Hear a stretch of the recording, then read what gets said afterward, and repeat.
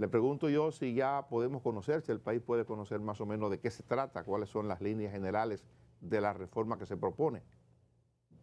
Le respondo lo mismo, es el presidente que le corresponde decir eso, que le corresponde informar. En su momento él informará y dirá en qué momento se hará la reforma. Pero es cierto que está listo el proyecto, que ustedes tienen el borrador listo para que el presidente lo discuta con las diferentes fuerzas políticas, económicas y sociales que van al diálogo. Hay diferentes cálculos sobre diferentes figuras, pero lo más importante de un programa de esta naturaleza es para qué se utiliza el dinero. Porque el tema de la figura impositiva depende de para qué lo quieres, ese recurso. ¿Y de dónde lo quieres? Pero, perfecto, pero lo más importante es para qué.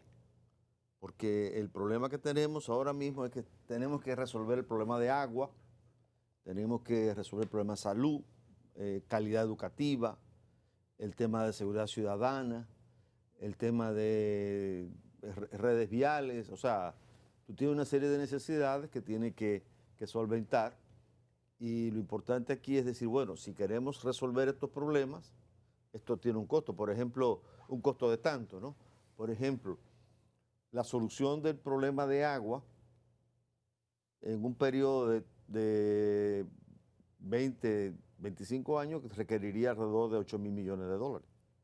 Entonces, si queremos resolver el problema del agua, ahora puede haber matices, ¿no? Si el acueducto es aquí o el acueducto es allá, o la presa es aquí o la presa es allá, necesitamos esos 8.000 y ese es un problema que no se va a resolver ni en 4, ni en 8, ni en 12, ni en 16 y con suerte en 20, si no es que nos vamos a 24 años. Ahora, ministro, no sé si en su condición de académico o en su condición de ministro del gobierno, quisiera que para la gente, ¿no? Para el país que nos ve, que usted nos ayude a entender qué es lo que puede ocurrir si la reforma no pasara, cuáles son las cuestiones que nos pueden sobrevenir como país si esto no fuera posible acordarlo o aprobarlo. Bueno, yo hace un momento le explicaba cuál ha sido el costo que se pagó en el año 2020. El Sistema de Naciones Unidas hizo un ejercicio muy interesante, es con una metodología estándar sobre medición del costo de las necesidades para recuperar la economía. Y ellos establecieron que el año 2020 se perdió entre marzo y diciembre aproximadamente 18.459 millones de dólares, que es el equivalente al 23% del PIB comparado en el año 20. Y si lo comparo con el año 19, sería el 20%. O sea, 23 en el 20%. Y esa es una caída que tuvo una magnitud similar a la que se dio, un costo similar a la de la crisis del 2003-2004. El 2003-2004, el Fondo Monetario Internacional lo midió en 23% del PIB o 22% del PIB. O sea, son cifras de órdenes similares. Y eso es ingresos que se cayeron, que no por el confinamiento, y es gastos adicionales. Se ha tenido que gastar 205.536 millones de pesos al día de ayer. O sea que 205.000 millones de pesos en la crisis del COVID. En la crisis entre atención sanitaria, vacuna, medicamentos, todo ese tipo de cosas. Sí, y programas especiales, programas de ayuda, de la presencia social. Es una incidencia que va a ser reflejada no solamente este año, sino en futuros. Claro, porque eso ¿Cuál ha sido... es? Perdón, para decir en esa línea, si estamos hablando de 205.000 millones de pesos que nos ha costado, esos son unos 4.000, 3.700 millones de dólares. Por ahí. Todo lo demás, los 15.000 diferencias que habría entre ese monto y los 18.700, 18.000 y tantos que Naciones Unidas plantea como costo del COVID, es en pérdida de ingresos en la economía dominicana. Sí, pérdida de ingresos por el confinamiento, o sea, hoteles que cerraron, tiendas y empresas que cerraron, personas que perdieron actividad económica. O sea que el impacto en la economía dominicana fue de 15.000 millones de dólares. Bueno, en total, esos 18.459 millones. Sí, con pérdida de ingresos y por el impacto, digamos, en la actividad económica. Exactamente. Pero eso solamente fue el año pasado. El año pasado. O sea, 2020. 2020. Sí. Mire, Nosotros queremos actualizar ese estudio para ver, porque nos da una idea de la magnitud del esfuerzo que se ha hecho ahora. Es un evento mundial. Estamos en el mes 9 ya del 21, o sea que... Sí.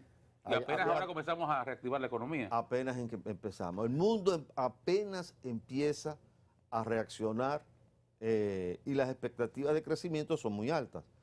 El banco, o sea, bueno, las mediciones que hay actualmente, el pronóstico para el equipo económico es alrededor del 10%.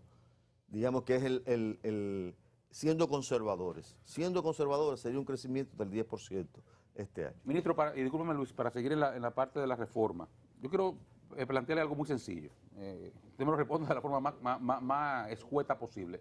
Y me comienzo con una referencia de hace unos meses del director del presupuesto, el licenciado Rijo Prespot. Hace unos meses dijo aquí, donde usted está sentado, que la reforma fiscal en el 20 era una necesidad, que eso era sí o sí, que no había forma de hacer el presupuesto sin ella. Al día de hoy, a septiembre 8 del 21, ¿usted piensa eso? Mira, yo realmente no estoy en ese día a día del presupuesto. Si Rijo te dijo eso, yo Hace creo unos que hay meses que esperar decía. un poquito, esperemos a ver cómo se acaba de cerrar este año. Pero las cuentas, ¿sería posible hacer las cuentas del presupuesto del 22 sin un incremento en los ingresos del Estado, sin incrementar la carga fiscal que tenemos hoy día? Digamos que es una necesidad, ¿no? Pero hay que esperar, porque esto no es una regla de la física, esto no es física, estamos en ciencia social. Entonces hay que esperar. A nivel de ciencia social, entonces, le voy por ahí mismo. ¿Hay condiciones ahora mismo políticamente para pasar una reforma fiscal? Ya que, por ejemplo, la Asociación de Industria dice primero pacto eléctrico. Lo repite el CONEP. Lo dijo ayer ahí sentado César Largán. Primero vamos al pacto eléctrico. Vamos a ver qué nos plantean, pero entendemos que primero el pacto eléctrico. Y la oposición ya comienza a ser oposición. ¿Hay condiciones sociales para pasar una reforma fiscal en este momento? Mira, a mí no me toca evaluar eso. Yo creo que es una decisión del gobierno en su conjunto. Creo que ha habido un proceso de recuperación bastante significativo. Hay que permitir que esa consolidación madure, que sea robusta, y entonces habría que plantearse necesariamente la reforma. En la reforma, ya sea el año que viene o este año, es necesario, y eso lo hemos dicho muchas veces, porque indudablemente si queremos generar mejoría en la calidad de vida de la gente, con los recursos que existen actualmente, no da. Entonces, lo importante es que estemos claros para qué queremos el dinero y que la sociedad decida. Si queremos mejorar el problema del agua, si queremos mejorar el problema de salud o calidad educativa, hemos mejorado mucho la calidad de gasto, ¿no? Ahí más de 70, 80 mil millones de pesos hemos sacado de sitio para meterlo en mejores, o sea, gastándolo mejor. Eso te da casi 1.4, 1.5% del producto, una cifra de ese orden de magnitud. Así que es una decisión que tiene que tomar esta sociedad. Ministro, ¿usted no está trabajando en el proyecto de reforma fiscal? He participado en procesos, ¿cómo no? ¿En qué parte, por ejemplo? En la discusión de la figura impositiva y en la parte de la estructura de gasto, las necesidades de gasto. En las estructuras, ¿cuáles serían las figuras impositivas que se implementarían? Y las necesidades de gasto, Ya. Que es el corazón de una reforma. que es el corazón de la reforma. En el Mire, caso- mire, Bueno, dale, Luis. voy a apelar ahora a su cargo. Usted es el ministro de Planificación, de Economía y Desarrollo. Ese dato que usted acaba de dar, a mí no me resulta que se dio así. O sea, usted está dejando un mensaje. Y es la realidad, porque es un problema mundial, la pérdida que ha habido como consecuencia del COVID, y es un número muy alto para nosotros. Eso fue en el 20, falta el 21. ¿Cómo afecta eso a los planes que tiene el gobierno en este cuatrenio, del cual usted es el armador, el que diseña y presenta las políticas? Mira, nosotros habíamos planteado crear 600.000 empleos formales y 600.000, casi 500.000 y tantos fueron los que se perdieron en un año. O sea, lo que nosotros queríamos crear al cabo de 4 años fue lo que se perdió el año pasado. estamos recuperando lo perdido, ¿no? Y no solamente nosotros. O sea, yo creo que hay que estar consciente que el 85% de los países del mundo tuvieron caída. La caída promedio del mundo fue 5.7, algo así, 5.6. Del mundo. Entonces... ¿Implica algún replanteo en sus políticas públicas y en prioridades? No, hubo una redefinición porque o salvábamos la situación, Sí, irse a la o mirábamos más a largo plazo. sí, a la parte sanitaria sobre todo. Hubo que resolver la situación. Y eso implicó, o sea, cuando tú tienes que hacer un gasto de 200 mil millones de pesos que no estaban previstos en ningún lado, cuando tú pierdes el 80% de la pérdida de esos 18.459 millones fueron actividad económica, un ingreso que se cayó, ¿no?, a las personas, pues no, ¿cuál era la prioridad? Ahora, en la medida en que se va consolidando un crecimiento, ya si crecemos al 10% en el año 21, que es la tasa de crecimiento más conservadora que podemos crecer a más, estamos recuperando, no solamente recuperamos el nivel de actividad del 2019, sino que crecemos un 3% por encima del nivel de actividad económica del 2019. Es decir, recuperamos, no es todo lo que queremos, no, obviamente, pero sería empezar a salir adelante. Ministro, Perdón, y esto plantea algo diferente, o sea, el mundo entero está pasando por esta situación. Y los déficits fiscales no es un fenómeno exclusivo de la República Dominicana. El 95% de los países del mundo tienen déficit. Y el 60% es un déficit superior al 5% del PIB. O sea, el 60% de los países del mundo tuvieron un déficit en el año 2020 superior al 5%. En el año 2021, sobre la base de una proyección que hizo el Fondo Monetario Internacional en abril, vamos a esperar ahora la próxima proyección, decía que iba a bajar un poquito, pero seguía siendo el 95% de los países con déficit. Eso significa, y déficit muy grande, Estados Unidos tuvo un déficit de 14 o 15%. O sea, no sé si ustedes tienen idea de eso, es una cifra... Una monstruosidad. Una monstruosidad. Entonces, obviamente que en esas circunstancias no hay una solución en un solo país. Tiene que haber una solución mundial. Ministro, una taza de café Santo Domingo. Café para usted. Y qué bueno que usted coloque el tema del déficit porque era donde iba la línea de cuestionamiento que pretendo hacerle. Las críticas más sensatas en cuanto al tema del endeudamiento no se fundamentan en la cantidad de los montos tomados. Se entiende que el momento implicaba que el gobierno buscara préstamos para atender la situación que fuera necesaria, incluyendo el gasto en transferencias para el COVID, sociales, lo que fuera, hasta para su gasto corriente, su día a día. La crítica sensata radica en que han tomado prestado y no lo han gastado. Que el gobierno no ha tenido forma de gastar al ritmo en que ha tomado prestado, al punto de que es la primera vez en muchos años que el monto tomado en préstamo supera considerablemente el monto en gasto de capital del gobierno. A eso que usted tendría que responder. Mira, el gastar bien es difícil en la República Dominicana. El presidente dio claras instrucciones. Entre velocidad y transparencia, prefiere transparencia. Y hay que respetar todas las leyes. Aquí hay una ley para todo y hay una normatividad, una norma para todo. Entonces, hemos tenido problemas. Anteriormente esas normas se volaban, no existían, se truqueaban.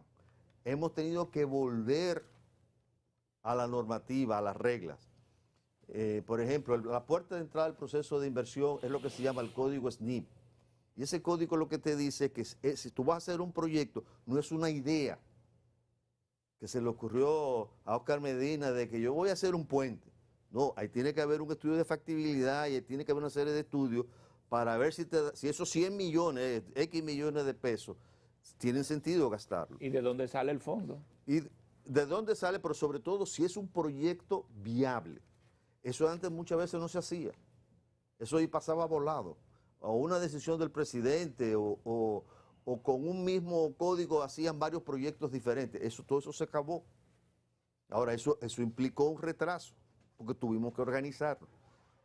En las últimas 4 semanas, la velocidad se ha acelerado, ¿no? Tuvimos que tener una reunión. Usted sabe, mire, las instituciones que le dan servicio a la inversión es el Ministerio de Economía a través del código SNIP, que es la puerta de entrada. Compras y contrataciones para las licitaciones. Contraloría, o Contraloría primero que compra y contrataciones. Y luego viene presupuesto. Y hemos tenido que hacer una mesa de trabajo para encontrar dónde están los problemas, ¿no? Porque sí había problemas y había dificultades. Ya todos esos problemas, afortunadamente, se han ido resolviendo. Y en el último mes, las últimas 4 semanas, el ritmo de inversión está alrededor de 2.000 y 1.200 y 1.200, más o menos, en las últimas 4 semanas. O sea, nosotros esperamos que a partir de ahora eso se agilice. Ahora, debo decirte lo siguiente. El nivel de inversión de la economía dominicana, y esto es un dato importante, según las cuentas nacionales, en el primer trimestre del año, que es la última cifra disponible, el coeficiente de inversión en la economía es el 31% del producto. Es una cifra alta. Inversión pública. No, de inversión pública-privada. Es 31%. Básicamente es privada. Sí. Pero eso es positivo. Nunca habíamos tenido ese nivel. Previamente estábamos alrededor de 25. Ahora hemos tenido 31, 20, 25, una cosa así. Si el crecimiento de la economía, ministro, la recuperación que hemos tenido en este año ronda el 13%, según las cifras del Banco Central, hasta la fecha. Hasta el acumulado. El acumulado, sí. Hasta la fecha. A julio. ¿Qué pudiéramos pensar que pasaría si, además del crecimiento de la economía, a partir de la inyección privada de inversión y las demás actividades privadas, tendríamos entonces el impacto de un Estado ya invirtiendo a otro ritmo? Bueno, por eso probablemente podemos tener un crecimiento muchísimo mayor en el año. O sea, tenemos 13.1 acumulado al mes de julio. La proyección es que vamos a crecer el 10% en el año. Si aceleramos como estamos tratando de hacerlo, probablemente el crecimiento va a ser mucho menor y podemos absorber completamente ya el nivel de desempleo que hay. O sea, el desempleo que se creó con la crisis, con la pandemia, recuperamos, ¿no? Y eso es lo que estamos tratando de hacer. Por otro lado, y vuelvo al tema que les tocaba soterrar tangencialmente hace un momento, el pacto eléctrico y los reclamos que hacen las instituciones del sector privado para que se ponga en práctica. Al día de hoy, ¿cuál es la situación del sector eléctrico en materia de costo fiscal a partir de señalamientos que indican un crecimiento del déficit con relación a años anteriores? Mira, yo realmente no estoy trabajando con la parte del sector eléctrico. Creo que eso le corresponde más que nada al ministro a Toñito Almonte y Hacienda. Pero indudablemente es uno de los grandes problemas que tenemos y que tenemos que se debe resolver, ¿no? O sea, si nosotros se resuelve el problema eléctrico, obviamente las necesidades fiscales van a ser mucho menores. Y se va a poder gastar mejor. En sentido, digamos, desde la perspectiva de planificación del sector, ¿existe la posibilidad de desprenderse de activos del sector eléctrico? ¿El gobierno contempla esa posibilidad? Más bien transferir la administración, pero no desprenderse de activos, no desprenderse de propiedad. Se puede licitar la administración de algún tipo, Catalina o las sedes. O las sedes. Ministro, en esa misma línea de planificación, que es su ministerio, Planificación, Economía y Desarrollo, y quizás tenga mucho que ver con Toñito, pero bueno, dado lo que está ocurriendo, el crecimiento de la población, la demanda creciente de energía eléctrica, le pregunto, ¿qué tanto el gobierno puede adelantar los procesos para licitar o para concesionar o para empujar los proyectos de gente que quiere invertir en el sector eléctrico, gente que quiere construir otra Punta Catalina, por ejemplo? Bueno, está la licitación de Montecristi, de Manzanillo, que son 800.000 megas, 800 megas, ¿no? Entonces ese caso puntual, Montecristi. Eso es un caso, y hay otras inversiones, el Guzmancito, el primer Picasso lo dio el presidente ahí en Puerto Plata. O sea, hay inversiones que se están haciendo, privadas. Con respecto a la calidad del gasto, que es un tema en el que usted insiste y que evidentemente es una queja del sector empresarial fundamentalmente y un reclamo que se lo hacen al gobierno, el cálculo de lo que el gobierno piensa que se puede ahorrar, si hay ahorro por ese concepto de la calidad del gasto, de priorizar el gasto, aún en medio de la pandemia. ¿Cómo andamos? Mira, es lo que te decía hace un momento, la cifra, en un momento se hizo un corte, estaba como alrededor de 1.5% del PIB. O sea, realmente ha habido, sino como todas estas cosas que se están viendo ahora mismo, los proyectos que se han iniciado, ¿no? En lo que se ha continuado. Ayer me hacía alguien una pregunta, un lego evidentemente en materia económica, que yo se la voy a hacer. En medio de la situación que tenemos, el presidente de la República va a cualquier sector o va a unos encuentros que hace y anuncia en una provincia 2.000 millones, 5.000 millones. ¿De dónde sale? Alguien me decía, ¿y de dónde sale? Calidad de gasto. Mejor gasto. O sea, se está gastando bien. Yo mismo en el ministerio, o sea, que soy un ministerio chiquito comparado con obras públicas, por ejemplo, estamos mejorando el nivel de gasto. O sea, hemos sido mucho más eficientes en el uso. Si no hubiese sido por esos 2.000 pesos, esos 1.000 millones, 2.000 millones, 3.000 millones, son poco dinero resolviendo problemas. Yo te digo que uno de los problemas que encontramos es que hay inversiones de 100 millones, por ejemplo, y hay un problema de una válvula que costaba 500.000 pesos. Y no se resolvía. Y tú con 500.000 pesos le podías dar dar agua a una pequeña comunidad. ¿Me entiendes? O sea, ese tipo de problemas es lo que está ayudando a resolver los problemas. Pero además hay temas que han surgido, por ejemplo, esto que el gobierno tiene que buscar dinero para pagarle a los productores de cerdo que le han afectado por la fiebre porcina, son adicionales. Claro.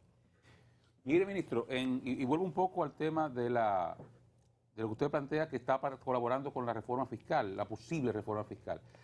Y las figuras fiscales que usted señalaba. Se habla del costo fiscal y las excepciones. Algunos lo sitúan en 250 mil millones de pesos. Sin embargo, la mayor parte de esas exenciones son al El gasto fiscal. Exenciones fiscales, correcto. Son gasto fiscal. Lo que se considera gasto fiscal, correcto. Que son exenciones, figuras exentas de pago de impuestos. La mayor parte de esas exenciones son de ITEVIS a canasta básica. ¿Contempla el gobierno integrar la figura del ITEVIS a algunos artículos de canasta básica, aunque sea un IVA diferenciado, con un porcentaje diferente? Digamos que está en la mesa es una de las posibles medidas. Porque se contemplan todas. O sea, tú haces un ejercicio de bajar, subir, meter figuras, quitar. Sí, todo eso está en una mesa de discusión. Ministro, gracias por su tiempo. Mucho éxito. Miguel Seara Hatton, ministro de Economía, Planificación y Desarrollo.